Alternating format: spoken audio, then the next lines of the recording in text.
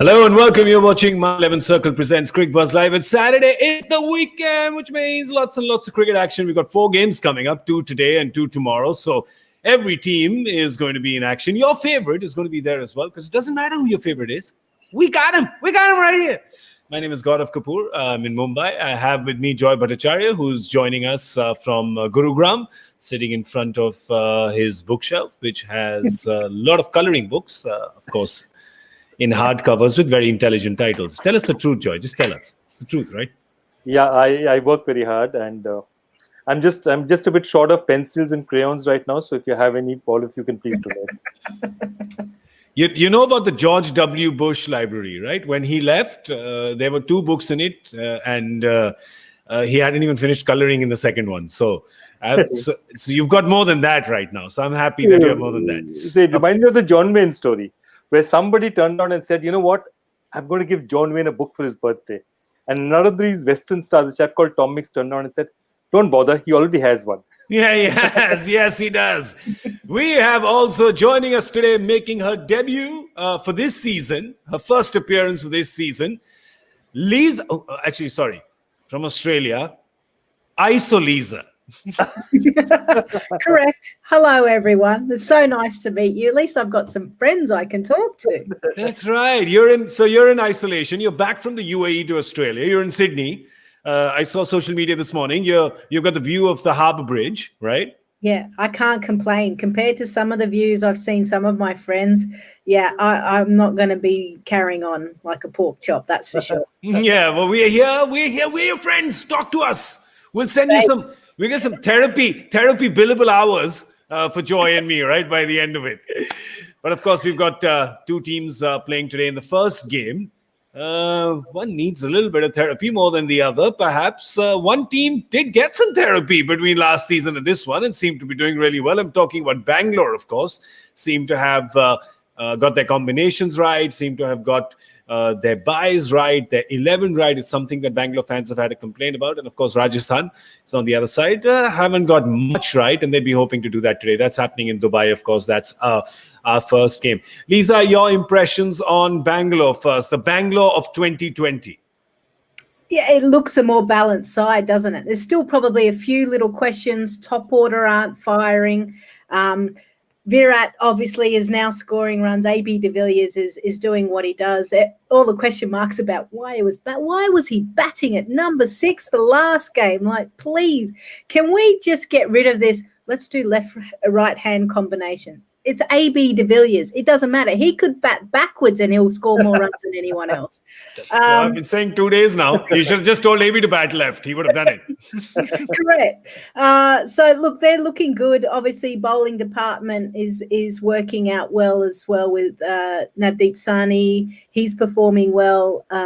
So they've got options, and that's what I like. And they've won probably more games than they have at this stage of the competition than they have the last few years. Yeah, I think this might be the best that they've ever been at the halfway stage in like 6 or 7 seasons, perhaps. Yeah. We'll get that checked, of course. They are coming off a loss. They have lost to Punjab now, and they lost big to Punjab, Joy. So that's something that'll probably be that's something that'll be piercing them for sure. Yes, they lost big, but as I said, I mean, it was a very inexplicable loss because, it was that batting combination and then AB turning around like that. Not one guy, 2 guys getting promoted ahead of him. And after all that, Punjab still huffed and puffed, and though they won by 8 wickets, they won the last ball. Yeah. I mean, finally, and they look at themselves and said, you know what? Really, RCB look at it and say, we took this game, which we should have by all standards lost 4 overs back, right to the last ball. I guess we can play this game. I mean, how much of it, in all fairness, how much was it Bangalore forcing it to the last ball, or more than Punjab just being battle scarred, Lisa? I think they are battle scarred, to be honest. They get themselves into a position where most of the games when they're chasing, they look in control. You've got Rahul and Mayank that are just cruising, looking the goods. And then they lose wickets, and then the panic just absolutely sets in. I mean, you look at what? KL Rahul running out Chris Gale. He's not going to run for those type of singles, please. So they're almost taken over MS Dhoni, haven't they? To take it right to the end. The only problem is that they're losing more than they're winning. That's the unfortunate part. Yeah.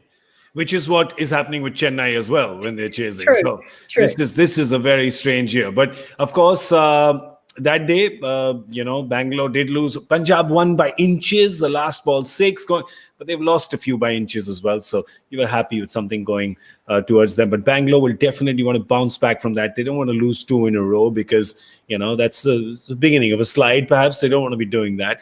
And Rajasthan on the other side, Rajasthan will perhaps be hurting as well because, Joy, their loss again towards the end, while Punjab managed to pull it out after the stutter, Rajasthan just had that stutter and they just couldn't recover from it. They looked like they should have had that game. Yeah, they look like they should have had that game. Just that Delhi attack, that those, Nokia and, Rabada, they're just so good. They're so good towards the end that, they put a clamp on you. So even if you're ever playing Delhi or Bombay, you've got to make sure you have that extra 15, 20 run cushion. You can't chase 12 in the last 4 or 5 overs. It's not possible. It's very difficult because one of those guys is going to bowl a 4-5 run over. They needed 39 of the last 5. So the job was done and they had 5 wickets in hand. So, it's nowhere close, right? It's not even 8. So they really are going to be sort of punching themselves in the head of, saying that we really should have got this done. So both the teams, so we're trying to establish that both these teams are coming in off their last games with a few scars and with a few points to prove. And that always makes a battle sort of juicier and spicier. And Rajasthan, of course, have won the toss and chosen to bat. That's what Steve Smith said. And we're going to ask Lisa, because you've been there in the middle. Did you have, you had a couple of afternoon games as well? Were you there in the ground? Yeah, so Abu Dhabi, because that's where the game is, right? It's Dubai. Is it? Because that commentary team is Abu Dhabi. That's what I got confused. I think they're moving to Dubai today, but it is in Abu Dhabi. It's a Dubai game. Lisa, I think they sat in one of those things called an automobile and went down the freeway. What do you mean? They're doing all of the fun stuff after I've left. Is it really? Crossing the border and getting that test again is not fun, Lisa. We should be happy. If somebody's been in isolation as long as she has, it's fun for her. Well, that's true. Correct, actually. If you just let out anytime, it's fun. But look, obviously we've seen Dubai wickets. We've seen the day games as well. Yeah. The heat, it's quite strong in the sense the pitch will bake a little bit more. The spinners, obviously, especially Abu Dhabi and Dubai, they've got more room to play with because of the dimensions as well. So it certainly means that scores are starting to be a little bit lower. 2 pace pitches is what we're starting to see. That's what all the players have been discussing, probably for the last week and a half. Yeah. So changes of pace, cross-seam deliveries. And your totals aren't going to be 180, 190 anymore. I think they're all going to go down. But I shouldn't be giving you guys too many tips anyway. It's not like we are the captains. We're not playing. No, but we've got a game anyway. At the end, you ask us the score. See, I want to win. Very well done. The foresight of ISO Lisa cannot be messed with. It cannot be messed with. The teams, let's have a look at the teams for Rajasthan. Let's see what they have done. No changes at all. It feels like, something, Joy, I'm just happy to hear Steve Smith say we've not made any changes because they're backing this 11. That's good. Yeah, absolutely. I mean, I would look at this and say this is a decent team for them to go with. I would love to see Robin Uthappa open the batting. And he's batting out of position. He's really batting out of position. I don't get it, right? I don't. You've put Ben Stokes to open. There is no question about his pedigree, his merit, of course, what he can do. But Ben Stokes can do it at 5 as well, right? Ben Stokes has continuously done that with the white ball, a number 5, whether 20 or whether 50 overs. You know that Robin Uthappa, obviously towards the end of his career, he's given the maximum impact up top. I don't get it. I mean, either of you can. Sorry, Joy, you were saying. So, and you've seen Robin enough at Kolkata. No, exactly. No, Lisa can tell you more, but he's the kind of player who plays in that V, hits the shot straight early up front. He's a perfect opener in this format. He's not great later because, you need to dab it around a bit later, play the spinners, play square shots a lot more. That's not his game. His best time is when the ball is hard and he can hit straight. Lisa. Yeah, I agree. And the thing is that he capitalizes on the fact that there's only 2 fielders out. It's when the 5 fielders are out, it's a little bit harder to find the boundary. Maybe the reason why they're continuing with him going is what he got 18 off 15 against Hyderabad, 32 off 27 against Delhi. So that they're probably thinking, oh, maybe he's starting to figure it out. But I just think this guy's coming at the back end of his career. Don't change and ask him to change too much. I think he's best up top. If he comes off, he comes off. If he doesn't, he doesn't. And then you have to move on. But to force him to kind of be in that position, given the fact that Ben Stokes has batted his whole entire life in the middle order, that's what I don't understand. You're asking 2 players to do something that they haven't. And I know T20 cricket, we're all about flexibility and, anyone can bat anywhere. But I do think players are creatures of habit as well. You know what happens when you're too flexible? You can curl yourself into a ball and then just roll off the hill. So just be very careful. Some teams are just getting way, way too flexible. But listen, before we go forward and show you the Bangalore team, because the Bangalore team is a very interesting change that we want to talk about. But we want to tell you to pick your team on My 11 Circle. Go to the website and download the app. That's how you do it. I don't need to tell you because all of you have the app already. Just in case you don't and we're living under a rock, do it right now. Pick the first game, that is Rajasthan playing Bangalore. Make your 11. And then, of course, try to beat Dada if you can. We're going to talk about the Bangalore team now. Interesting person playing their first game for Bangalore. I will let Joy talk about them. I'll show you the 11 because Joy knows this young character, Shahbaz Ahmed. Very interesting story. Gurkeerat Maan is in, so they seem to be doing that number 5, number 6 kind of roulette again, and Gurkeerat comes in. Who's he come in place of? Dubey. He comes in place of Shivam Dubey, and Shahbaz Ahmed comes in place of Mohammad Siraj. Joy, you know about this lad, Shahbaz Ahmed. It's just an amazing story. Just an amazing story. 2 years back, he plays for a really small club called Topon Memorial in Calcutta. You've not even heard of it. It's a tiny club.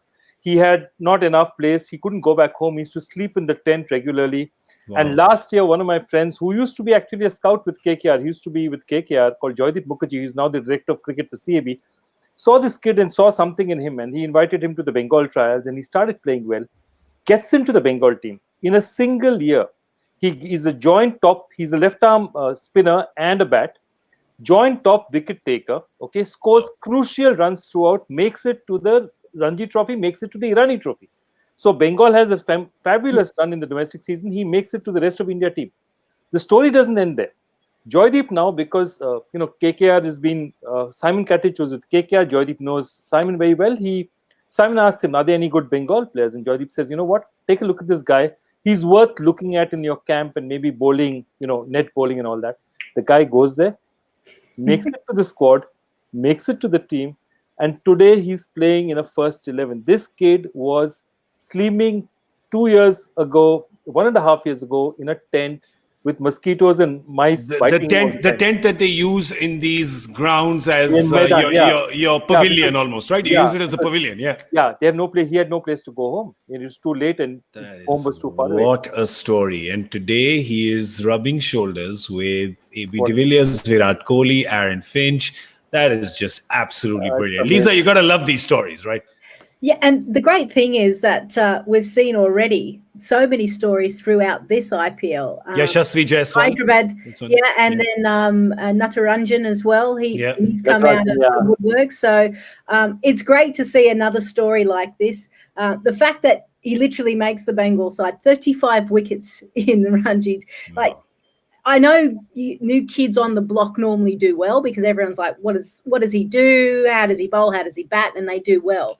But to do that and then keep progressing up, it's great. And I just hope that he has a great debut because we even saw Tripathi for KKR. They're living their dream. They're absolutely beaming. And you know what? As commentators, as pundits, as fans, we love to see that because it gives us a little bit of hope as well. Yeah, also England saw a great story with Jofra Archer, right? Jofra Archer, fast track his immigration, get him in time for the World Cup. And look at him here. He is just, I mean, I'm surprised the UAE traffic police is not giving him a speeding ticket every game, right? Because he's constantly busting 150. And that's why he's also on our boost stamina meter. And why would he not be? Because he's just throwing some fireballs, Joy. It really is. Absolutely. I mean, it's not just, I think overall what he's doing is he's also giving you very good, look at that, 12.6 dot balls per game. That means in 24 balls, you're on an average, you're bowling more dot balls than you're bowling normal balls. I mean, more than, when you're out of 24 balls, more than 12 balls are dot balls. That is an amazing percentage. Yeah, and also you want to see one more stat over there, that his average speed is about 140. Bear in mind that very often he gets very cute. Michael Vaughan does not like it. Because why are you bowling slow when you can bowl 150? And still, he's got a 140 average speed. Yeah, absolutely. I mean, I just watch the two things that I always watch in the telecast are the two people who are absolute gold. Bapi Lahiri on the cred ad and Jofra Archer. You know, that kind of gold. I mean, dude, he's like a moving jewelry store. He's a mobile gold souk. He's a mobile gold souk, man. Yes. Lisa, do you think he'd go 165 if he didn't have the chain? Yeah, he probably could. It's funny because I was speaking to Ian Bishop about it, and he says I get annoyed when people say he's not trying, because he can see, obviously being a former fast bowler, he can see when he's actually going full pelt and wanting to bowl fast. The great sportsmen and women around the globe make everything look easy, and that's what Jofra Archer does. He does make it look so simple, and that's why we're all scratching our heads, and why Michael Vaughan is there going, can you please just run in a little bit harder? Can you bowl faster, please? Don't leave all of that gas in the tank. You might as well burn it out now. So he doesn't. He just doesn't like the 110-kilometer off cutter. He's like, that's for people who bowl 135. Leave the off-cutters to those who bowl 135. You just keep going. Actually, Brett Lee's slower delivery had dropped down a lot as well. I think there has to be minimal changes with your speed up or down if you're going to be effective. Too big a drop, sometimes you've got too much time to adjust as a batter. Yeah, good. Great point. But anyway, I was getting a bit serious. Sorry, carry on. Yeah. No, you make a very valid point, because we must also do sort of a check on the runs that are going.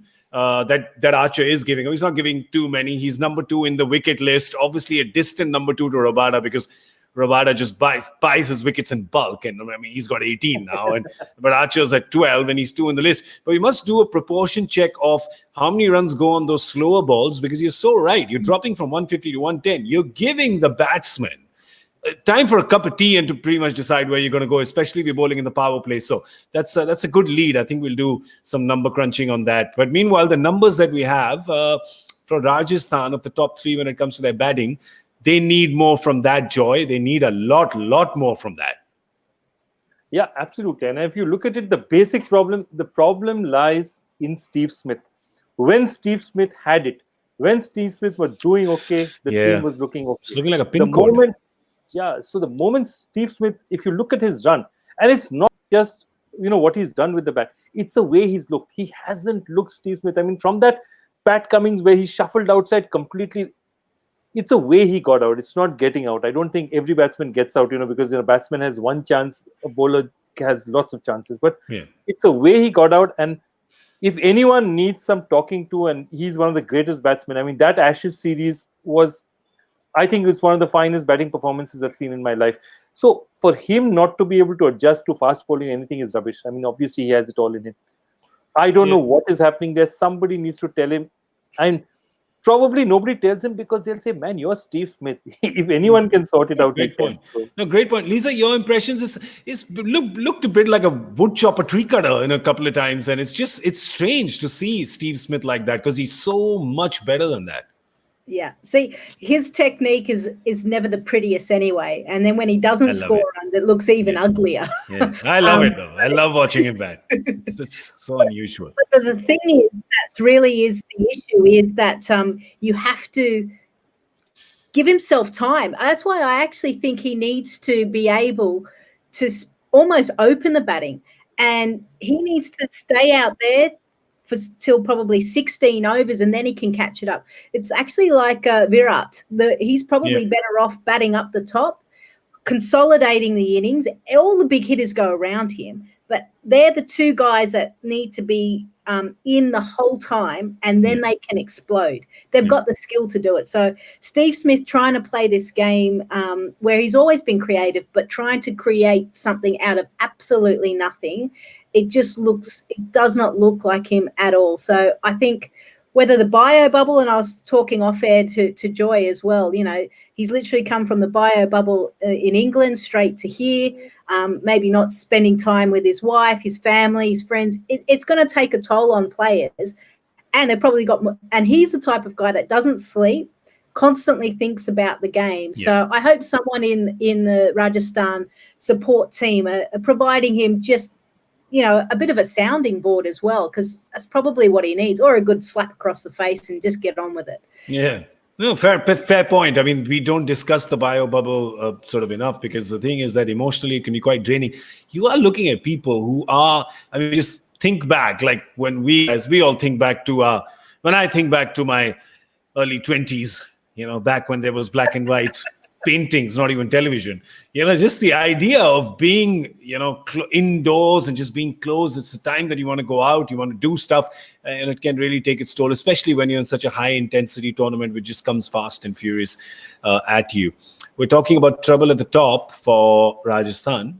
They didn't have any trouble at the top with young Devdutt Padikkal at Bangalore, but he's had a little trouble in the last few games. He would definitely want to correct that now. That's why we have him as our My 11 Circle trump card today. Joy, I'm backing him because this is what he did against Rajasthan the first time around.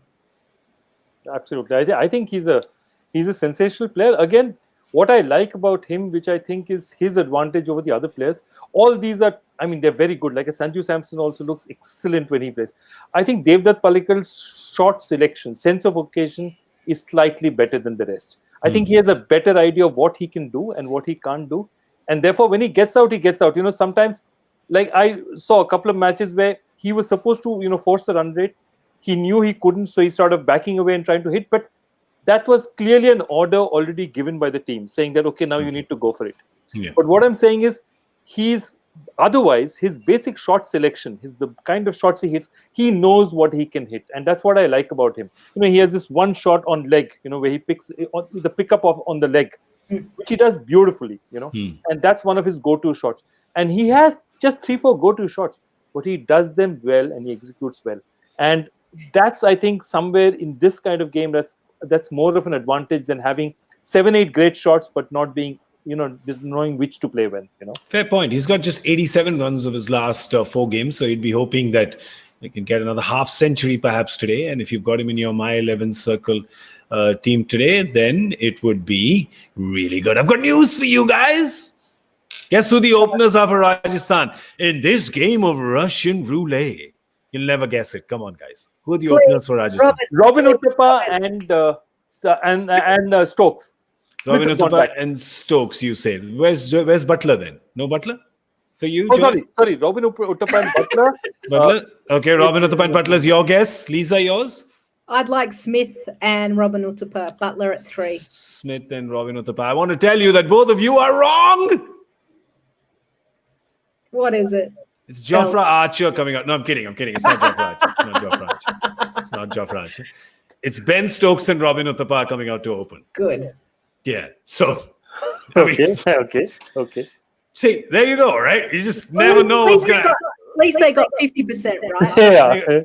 You both got 50% right, and I'm so happy that our discussion, our pet peeve, I think Joy and me have been saying this from like game 1, send a guy who is a proven performer in this tournament up at top. So I'm glad they've done that. But anyway, it's now time for our proven performer, Professor Joy Bhattacharya, with his Joy Factor question. Here's the bouncer coming at you now. Okay, it's not a bouncer. I think they'll get it. They'll hook it for 6 immediately. What connects the England-Australia 2019 World Cup semi-final with 2 India-West Indies test matches? One in the Caribbean in 2002 and one in Calcutta in 1974. This list is not exhaustive, but this thing definitely connects these 3 matches. There's something that connects these 3 matches. See, I mean, the thing is, Lisa and me were both not born in 74, so we have no, Yeah, no, correct. we have no idea. What was Joy, of course, was in his early 30s at the time, so remembers the period well. So, by the way, I just want to tell you, Lisa, getting a question which has a 1974 reference is the most contemporary you will get in Joy Factor. Okay, great. Right? Because Excellent. usually we've got the early 20s, 1820s, right? Yeah. So give us your answer. Hashtag Cricbuzz Live. Tweet it to us. We've just got one last piece of business. Rajasthan batting first. A My 11 Circle badge of honor. Lisa has all the data. She's been crunching. She's been crunching away furiously to get the guess right. Come on. How much is Rajasthan going to get? 169. 169 from the lady in Sydney. From the gentleman in Gurugram. What do I have from you, sir? What do I have from you? 154. 154. Low ball in it. Low ball in it this afternoon. Is he? Okay, I'll go higher then. I'll go higher. I'll go 175. Ridiculous. It's actually that's close to you. So I'll go higher. I'll go even higher. We'll give a little bit of delta over there, right? So that we get it for the team. I'll go to 178. There you go. Such a team player. Look at you. 178. That's it. Somebody's going to get it. What are your guesses? You can tell us that as well on Twitter. You can tell us on Instagram. You can send us a Telegram, a Raven, a money order, a money transfer. We will accept just about anything you send us. Even if you send us brick bats, because there's a good aftermarket for brick bats. I found it online. So send us whatever you want to send us. That's all we have time for. We're going to see you at the 10th over with Cricbuzz Combox. You were watching My 11 Circle presents Cricbuzz Live. See you soon.